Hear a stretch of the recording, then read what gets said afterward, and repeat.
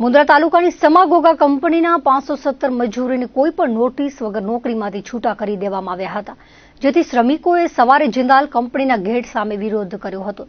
શ્રમિકો મુન્દ્રાની મામલતદાર કચેરી પહોંચ્યા હતા અને નાયબ મામલતદારને વિવિધ માંગો સાથે આવેદનપત્ર પાઠવ્યું હતું। શ્રમિકોએ જણાવ્યું હતું કે નોકરીમાંથી છૂટા કરી દેવાતા પરિવારનું ગુજરાન ચલાવવું મુશ્કેલ બન્યું છે। ના છૂટકે પરિવાર સાથે આપઘાત કરવો પડે તેમ છે અને સંપૂર્ણ જવાબદારી કંપની તેમજ લેબર કોન્ટ્રાક્ટરની રહેશે તેવું રોષપૂર્વક જણાવ્યું હતું, જેની ભૂલ અને ગેરસમજણના કારણે પ્રશ્ન ઉભો થયો છે। તેવા કંપનીના ઠેકેદારોને બ્લેકલિસ્ટ કરવામાં આવે તેવી માંગ કરી હતી। કંપનીના પ્લાન્ટ બંધ થઈ જવાની સ્પષ્ટતા કંપનીના સત્તાધીશો કરે। લિસ્ટ મુજબ કંપનીના તમામ કામદારોની સિનિયોરિટી લિસ્ટ બેઝિક પગાર જળવાઈ રહેવો જોઈએ, જેની કંપનીના અધિકારીઓએ બાહેધરી આપે। સમાગોગાના પૂર્વ સરપંચ વિજયસિંહ જાડેજા અને ગાંધીધામના વેલજી જાટે જણાવ્યું હતું કે આગામી 3 દિવસમાં કંપની દ્વારા સંતોષકારક જવાબ કે નિર્ણય નહીં લેવામાં આવે તો ઉપવાસ આંદોલન કરવામાં આવશે તેવી ચીમકી ઉચ્ચારાઈ હતી।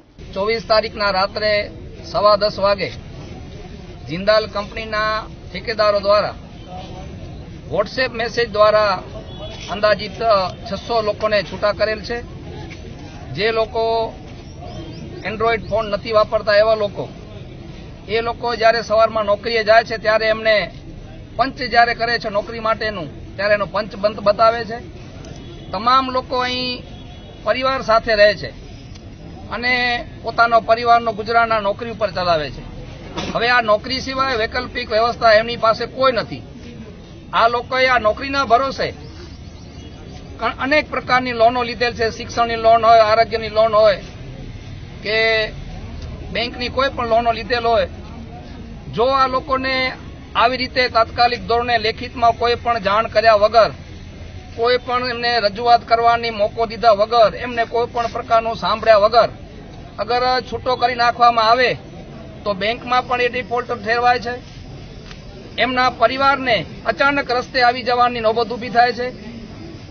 હવે તો એવું લાગે છે કે જો આવી રીતે થશે તો એમને પરિવાર સાથે આત્મહત્યા કરવાનો વારો આવે એવું લાગે છે। કારણ કે કંપનીના અને લેબરના લો મુજબ ક્યારે પણ કોઈ કામદારને છૂટો કરવાનો થાય ત્યારે એનો ટાઈમ પિરિયડ હોય છે અને એ ટાઈમ પિરિયડ આપ્યા બાદ એને સાંભળવાનું પણ હોય છે। સાંભળ્યા વગર છૂટો કરેલ છે। તેથી અમારી એક આ વહીવટી તંત્રને માંગ છે અને આવેદનપત્ર અમે આપ્યું છે ત્યારે એમને પરત નોકરી પર લેવામાં આવે। જે મધ્યપ્રદેશના હોય, યુપીના હોય કે બિહારના હોય, અમારા માટે તમામ લેબર સરખા છે। અમે તમામ માટે લડાઈ લડી રહ્યા છીએ। અમારી એવી માંગ છે કે તમામ લોકોને એની રોજગારી પરત મળે, નિયમ અનુસાર એને પગાર ચૂકવવામાં આવે, જે એનો પગાર બાકી છે એ પણ આપવામાં આવે। એનો પ્રોવિડન્ટ ફંડ હોય કે એની ગ્રેજ્યુએટી પ્રમાણે એ કાયમ માટે જળવાઈ રહેવી જોઈએ, જેની અમને લેખિતમાં આ કંપનીના અધિકારીઓ આપે। કારણ કે કોન્ટ્રાક્ટર પાસે એવો કોઈ પાવર નથી। એ એમ કહેતા હોય કે કોન્ટ્રાક્ટરોએ છૂટા કર્યા છે, અમે એને જાણ કરી છે। આવનારા દિવસોમાં જો અમે આવેદનપત્રમાં તમામ સ્પષ્ટતા કરી છે મુદ્દાવાઇઝ, એનો અમને મૌખિકમાં જવાબ નહીં ચાલે, લેખિતમાં અને સંતોષકારક જવાબ મળશે તો એમાં આગળનું વિચારીશું। નહીંતર આમાં લખેલું છે આવેદનપત્રમાં એ મુજબ આગામી 3 જ દિવસમાં 29/8/2025ના સવારના 10 વાગે અમે કંપની જિંદાલ સો લિમિટેડ સમાગોગા કંપનીના ગેટ નંબર 1 પર ઉપવાસ પર ઉતરવાના છીએ, જેની કોઈ મુદત હશે નહીં। જ્યાં સુધી અમને આનો નિર્ણય નહીં મળે, આ લોકોને પરત નોકરીમાં નહીં લગાવે, ત્યાં સુધી અમે ઉપવાસ પર બેસશું। એ દરમિયાન જે નોકરી કરનારા જે છૂટા થયા છે એને સાથ સહકાર આપનાર આગેવાનો લોકો જે પણ આપશે એ ઉપવાસમાં બેઠેલા હશે અને કાંઈ પણ થશે એની તમામ જવાબદારી કંપની અને કોન્ટ્રાક્ટરની લેશે। સમાગોગાના સ્થાનિક લોકોએ મને જાણ કરી કે ભાઈ આ લોકોને 600 જણા લોકોને અચાનક છૂટા કર્યા છે અને એની જાણને ધ્યાનમાં રાખી આજે કાલે પહોંચી શક્યો નહીં, પણ આજે આ લોકો સાથે ત્યાં આવીને જાહેર સભા કરી અને એ લોકોને મેં સમજાવ્યું કે તમે કયા રીતે છૂટા કરવામાં આવ્યા છે, શું છે, બધા પ્રશ્નો મેં જાણ્યા। મારો કહેવાનો મતલબ એમ છે કે આ લોકોને કોઈ પણ જાતની જાણકારી આપ્યા વગર લેખિતમાં આ લોકોને એમને છૂટા કરી નાખ્યા છે। અમારી માંગણી એ છે કે આ લોકોને તાત્કાલિક 600 લોકોને જે છૂટા કર્યા છે એને તાત્કાલિક એને ફરીથી પરત લેવામાં આવે, એક વાત। બીજી વાત, આ લોકોને જે આ મહિનાનો જે પગાર છે, ગરીબ લોકો છે એ પગાર એને આ મહિનાની 1 થી 10 તારીખની અંદર પગાર મળવો જોઈએ. લેખિતમાં આ લોકો જો અમને જે અમને માંગણી કર્યું છે એ માંગણીઓ જો ધ્યાનમાં નહીં આપવામાં આવે તો આવતીકાલથી અમે ત્યાં જિંદાલ કંપનીની સામે ગેટ ઉપર ઉપવાસ ઉપર ઉતરવાના છે.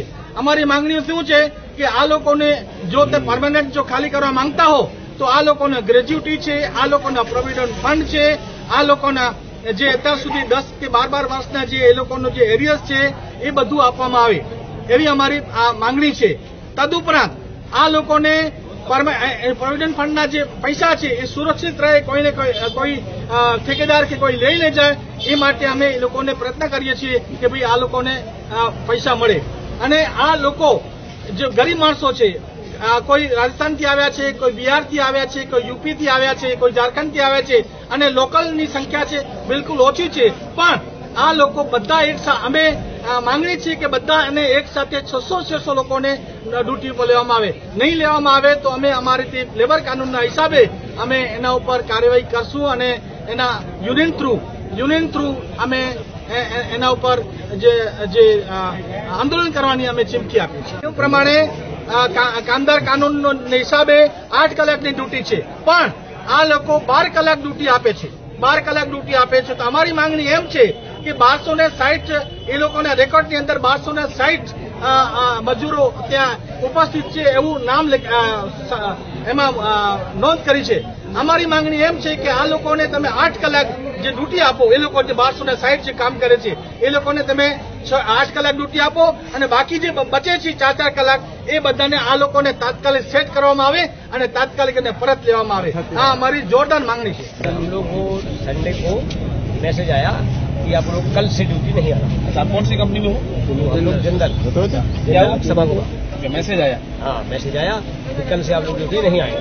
जो लिस्ट में नाम घोषित कर दिए ऊपर, उसमें लिखा था कि जो जिसका नाम लिस्ट में है वो कल से ड्यूटी नहीं आएगा. तो हम लोग ड्यूटी नहीं गए. अब ड्यूटी नहीं गए तब फिर हम लोग सब इकट्ठे हुए जितने ड्यूटी ना जाने वाले थे.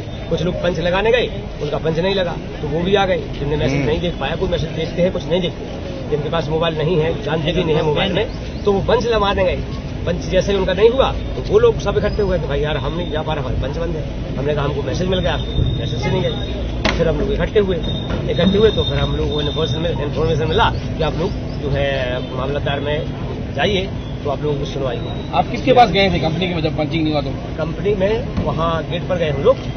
गेट पर गए तो वहाँ थे कोई नेताजी, हम मैं जानता नहीं. मतलब कंपनी को एप्लो से बात किया आपने? हाँ उन लोगों से बात किया तो नहीं, ठेकेदार से बात किया. ठेकेदार क्या बोला? ठेकेदार ये बोला कहते हैं वो कंपनी बंद है, अभी प्लांट बंद है, इसलिए आप लोग अभी मतलब रुकिए और जब अगला आदेश आएगा तब पाएंगे. कितने साल से आप एक कंपनी में हो? तो मैं 4था साल लग गया सर. 4 जनवरी 2022 से मैं काम कर रहा हूँ. एक भी दिन गाँव नहीं गया. कितना दिक्कत होता है जब अचानक मैसेज आता है नौकरी से रजा की छुट्टी दे देते हैं? दिक्कत तो आएगा सर. स्कूल में बच्चे जो है पढ़ रहे हैं, उनका फीस भी दे चुके हैं, एडमिशन करवा चुके हैं, तो लोग अब बहुत परेशान है, परिवार से रह रहे हैं. आपके साथ कितने लोग हैं अभी? तो मैं तो जो है सब दोनों आदमी है. नहीं टोटल आपकी टीम कितनी है, कितने लोग काम निकाल दिया सर? हम लोगों ने सब 600 आदमी